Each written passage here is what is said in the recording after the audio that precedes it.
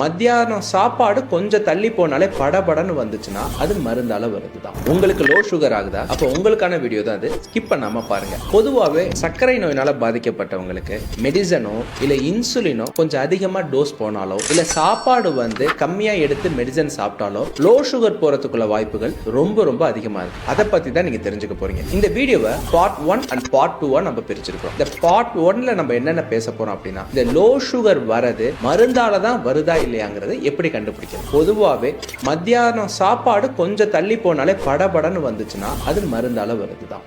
Second, நீங்க சாயந்தரம் நேரம் ஒரு 4 to 6ல ரெஸ்ட் எடுக்கும் போது லோ சுகர் வருது அப்படின்னா அதுவும் நீங்க டயபெட்டிஸ்க்கு மெடிசன் எடுக்கிறதுனால கூட வரலாம். சில சமயம் நைட் ஒரு 10 மணிக்கு வந்தாலும் அது மெடிசனால வர வாய்ப்பு இருக்கு. குறிப்பா நடு ராத்திரி ஒரு 2ல இருந்து 4 மணிக்கு உங்களுக்கு லோ சுகர் வருது அப்படின்னா அதுவும் டயபெட்டிஸ்க்கு எடுக்கக்கூடிய மெடிசன் அல்லது இன்சுலினால வர வாய்ப்பு இருக்கு. இந்த மாதிரி பிரச்சனைகள் நீங்க இருந்தா கமெண்ட்ல எஸ்ன்னு டைப் பண்ணுங்க. இது மாதிரி மோர் இன்ஃபர்மேஷனுக்கு எங்க பேஜை ஃபாலோ பண்ணுங்க. பார்ட் 2ல நான் உங்களை சந்திக்கிறேன். எனக்கு நல்லதே நடக்கும், என்ன சார்ந்தவருக்கும் நல்லதே நடக்கும். வணக்கம்.